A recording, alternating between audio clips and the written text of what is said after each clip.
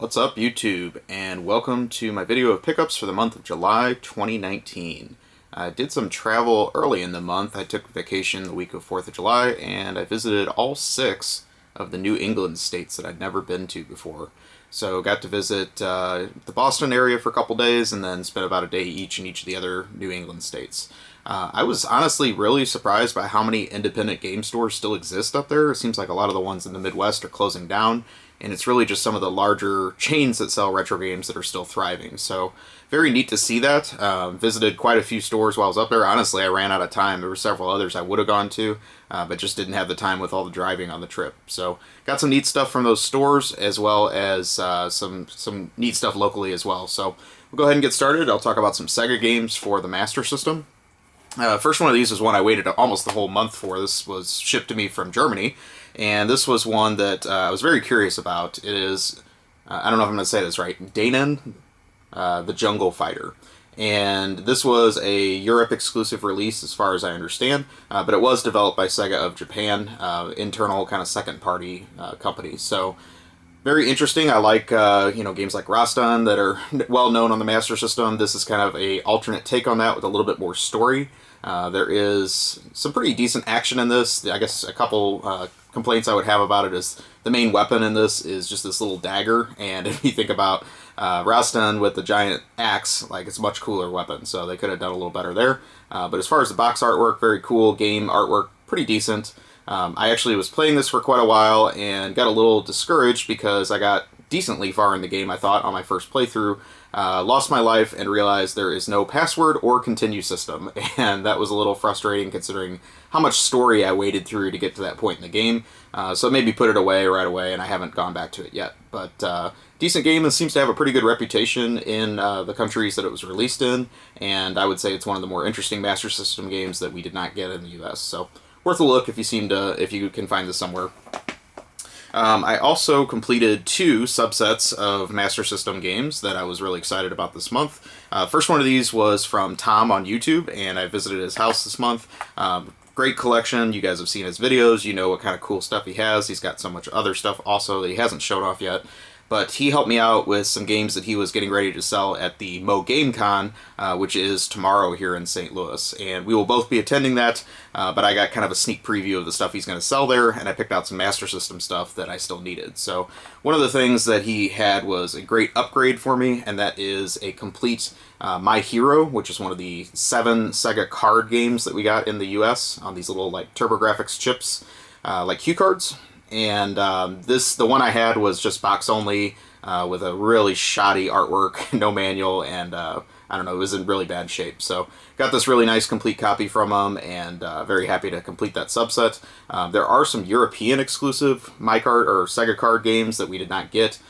Kind of considering going for those, but I may just make a video on the 7 that we got here first. So stay tuned, you might see that from me very soon. The other subset I completed for the Master System is the set of US releases that are the 3D titles for the system. And surprisingly, this was the last one I needed. I'm trying to remember off the top of my head, there's either 7 or 9 of these total, but I have them all now. And this is Missile Defense 3D, which is actually one of the more common ones.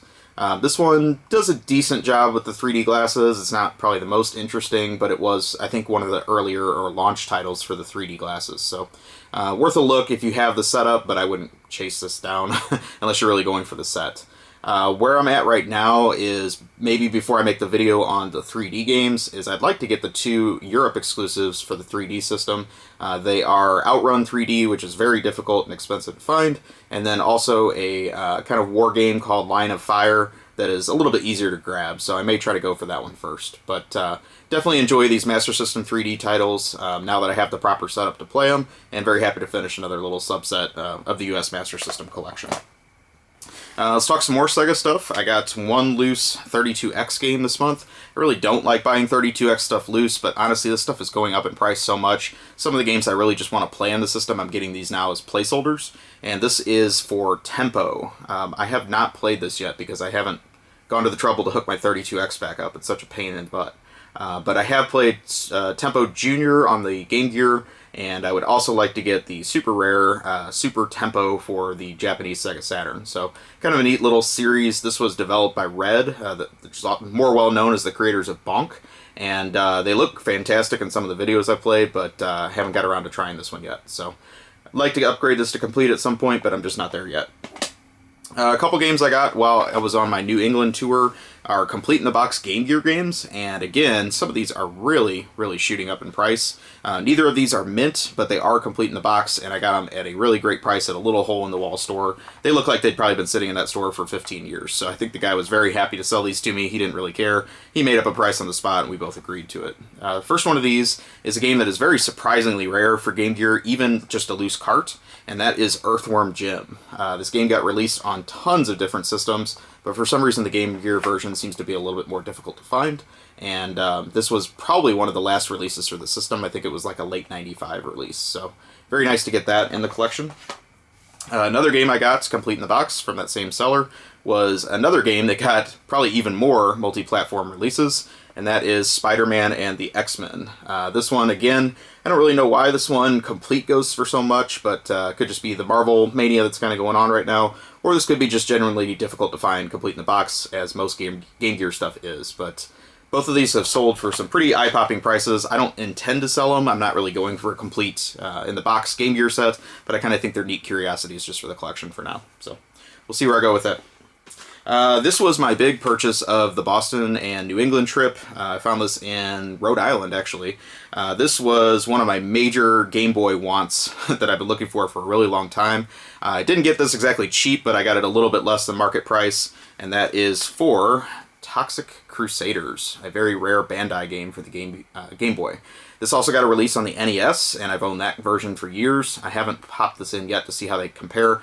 Don't really expect too much because most of the Bandai games this period weren't really good, but for some reason this just is incredibly hard to find, and this was literally my first time seeing this game in a store or any physical setting. I've seen them obviously on eBay for sale, but I've never even seen this going to like major game conventions and things like that. So very happy to have this in the collection, and I think the seller there put a big price on it and kind of thought that, or I think it looked like it had been sitting there a long time too.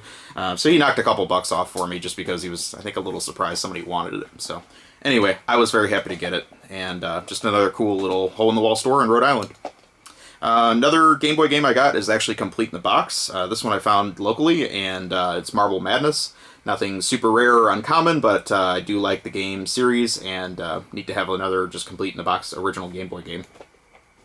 Another game I got in the New England trip, this one came from like Metro Boston, I believe, is Rhino Rumble for the Game Boy Color. This is a game that's been going up in price for the system. It's pretty difficult to find.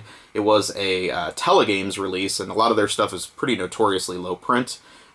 This one, I actually was just looking to find card only, and I would have been perfectly happy with that, but the store had a complete copy of this at a really good price, so happily bought this up, and looking forward to trying this. I actually meant to play this on the flight home, because I brought my GBA SP, and somehow it ended up in my check bag, so oh well. I got one other portable Nintendo game this month, and that is for the DS. This is one I didn't even realize existed. There's a lot of Bomberman games on that system, and I believe this was the last one released.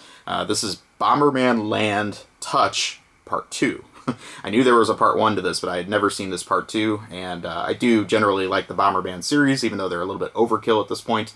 This one looks like it has a bunch of like mini games and things like that, but it does have classic Bomberman style play, so it should be a decent portable title. But again, I have not had a chance to play this one yet either. So that is all for the portable systems I got. So I'll talk about some Sony systems.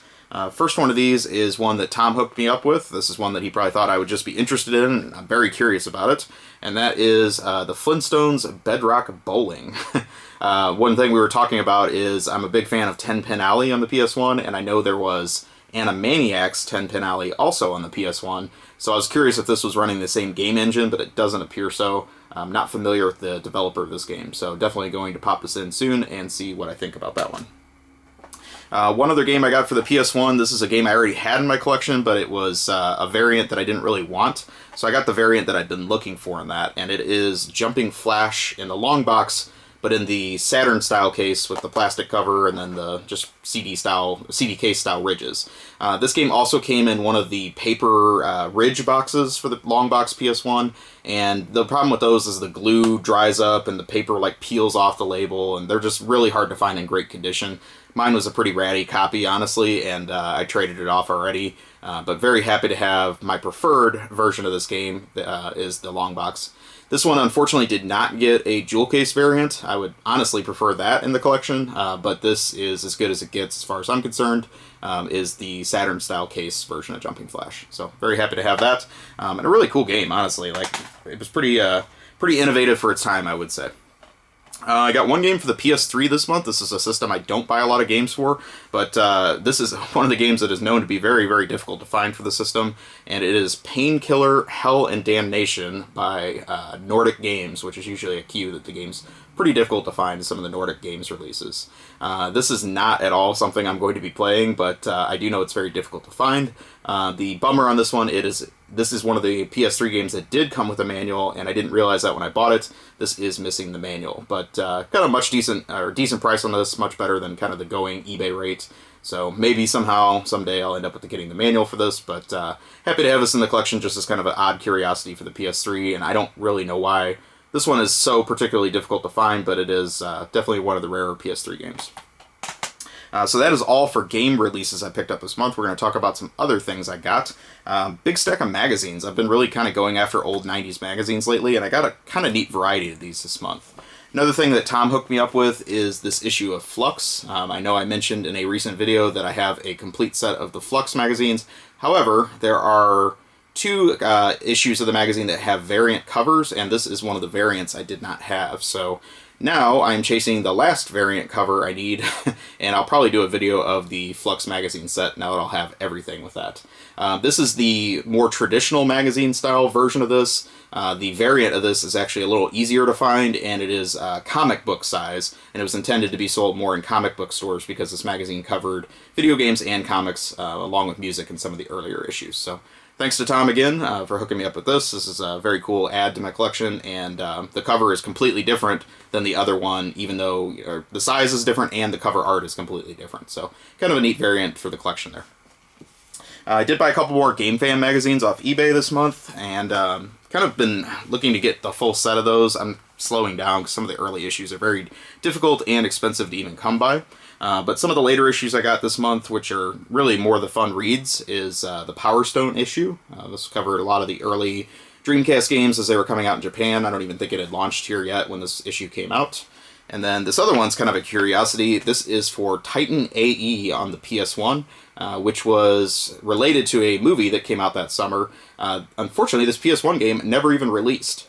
So very interesting that this made the magazine cover, and I even have a fully completed demo disc for the game that was given out at the time, and they still didn't even release it. So obviously they were very deep in development and intending to release it if it was on magazine covers, but this game does not exist in a full physical release. So kind of a cool curiosity for the PS1 or neat magazine cover. The rest of the stack is all stuff I got on the New England trip, and it was kind of a bummer that I flew out there because there was a store that had a huge stack of EGMs at a really great price. But honestly, the weight of these adds up pretty quick because some of these are like phone book thick, and I was a little concerned about my luggage going over the weight limit and having to pay a surcharge. So I picked and chose which ones I knew I didn't have, because I obviously haven't made a list of these yet, and some of the ones that had more interesting articles inside. So the first one of these is a Mortal Kombat 2 issue. This one, as you can see, is extremely thick, as they were at the time, but very cool issue from kind of the peak of EGM, I would say, around 94, 95. So I'm happy to get that. I got an issue with the infamous Bubsy on the front. This was for the original Super Nintendo game, and I actually had that game when I was a child, so I actually am a little bit more fond of a memory of Bubsy than probably most people are. I'm sure the game does not hold up today, but I was, one of the games I played as a kid. Another one of these is yet another Mortal Kombat issue. I'm not a big Mortal Kombat fan, but one of the reasons I picked up, I think, these two issues is they had a lot of reviews of Turbo Duo games at the time, and those don't really get a lot of coverage in magazines at the period, so I was curious what they thought of some of those rare late issue Turbo Duo games. This one's a little bit earlier. It's not nearly as thick. This one was for Batman Returns, I'm guessing on the Sega Genesis. Just movie still shot from the cover. And then the last magazine I got was a completely different magazine. This is Tips and Tricks magazine. I have a few of these in my collection. They're kind of a bummer because the writers on this really seem to know their stuff, but the majority of the magazine is just cheat codes, which really have no value in this day and age when you can just look it all up online. But what I would say is they would write like little blurb articles at the bottom of the cheat codes that are actually really entertaining. And if you read some of the profiles of the magazine editors, you could tell like they were very top collectors even of that era. So I do like some of these early tips and tricks. This is one of the really early issues when it wasn't even like bound on the spine, so this one's a little beat up. But what I really like about this issue is it is a X-Men versus Street Fighter issue, which is one of my all-time favorite games. And this is when it was just an arcade release. This isn't even talking about the Japanese Saturn version or anything like that. So very happy to add that to my collection. And I'm kind of interested now in getting a couple others of these early tips and tricks issues, just really for, again, those side blurb articles that were in addition to all the cheat codes that most people bought these for. Alright, so that is all the magazines. Now I have a giant stack of video game manuals. I bought a ton of manuals when I was in that New England trip. There were just a lot of independent stores that when I would say, like, hey, you got any manuals for old NES games or Sega or anything like that, they would just kind of look at me with this puzzled look, and then they'd pull out this dusty box from the back they'd probably been sitting on for 20 years. So I ended up getting a whole bunch of great manuals on the trip, and a lot of these are just for my NES collection to hopefully make my games a little bit more complete. First one of these is another thing that I got from Tom, so I want to give another shout out to him. This is the manual for Blade Eagle 3D, and this completed my copy of this 3D Master System title, so very happy to get that. A couple other things Tom hooked me up with is an upgraded manual for Werewolf. Mine was kind of beat up. And one that I did need, which is 3D World Runner for the NES. Another weird manual I found out there is Little League Baseball 2002 for the Game Boy Advance. This game is actually a very difficult game to find complete. Wasn't really something I was chasing, but I got the manual for $1, and I said, honestly, that's probably worth sitting on. Maybe I'll stumble on a box someday and have a nice complete copy of this game. It seems to be going up big time in price. There are very few times that it goes up for sale complete. Got a Game Boy manual, and it is for one of the Taito releases, which I'm always a huge fan of. And this is for the original Chase HQ with that great Testarossa artwork on the cover. Definitely love that. And all the rest of these are NES manuals, so I did buy quite a big stack of these out there, and this gets me a little closer to having that complete set of NES manuals. So the first one of these is Skater Die 2, with that great vintage 80s mall artwork on it. I absolutely love that artwork, even though it's probably photoshopped or whatever the version of it was back then. We have Boulder Dash, kind of an underrated NES action puzzle game. It was an old PC game, I think, originally. Another great underrated puzzle game for NES, puzzle action game, is Clue Clue Land. I think this was a launch title for the system, and one of the more difficult manuals to find of those early releases. Dr. Chaos, not a great game. Athena, which recently I got the box for this, so actually now I have this one complete. Kind of a cool SNK game, which was loosely based on the arcade. Magic Johnson's Fast Break, another early Nintendo title, Slalom. Great artwork on this one. This is Thundercade. Really like that American Sammy artwork on there. Raid on Bungling Bay. This is Section Z. Some of these early Capcom manuals can be confusing because it says Captain Commando on there, but it's actually, that was their mascot, and then the game title is below that. So don't sleep on those if you're looking for some of the more obscure ones. Roger Clemens' MVP Baseball. Rad Racer 2. I actually used to have this game as a kid, and I sold it, so happy to get the manual to that back. Ferrari Grand Prix Challenge. Gremlins 2 The New Batch. Another great artwork. This one is for Silkworm. Kind of cool. Another Sammy title. This one is Heavy Barrel. Then we have Classic Joust. Kings of the Beach Volleyball. Nothing special there. Mad Max. Muppet Adventure. Empire Strikes Back. Another early SNK title. This is Alpha Mission. And then we have two really cool ones here. This is Adventure Island 2. I'll show you both sides of it because it's got that sideways artwork on it, or lettering. And then even rarer than that is Adventure Island 3. Big fan of that series, and I think that gets me all the manuals for those. And yet another Sammy game with great artwork for Twin Cobra. Another cool shooter on the system. So That about does it for the month. Thank you for watching this video. Please take a moment, like, comment, subscribe, let me know what you think, and I will talk to you soon. Have a great day or night, wherever you are.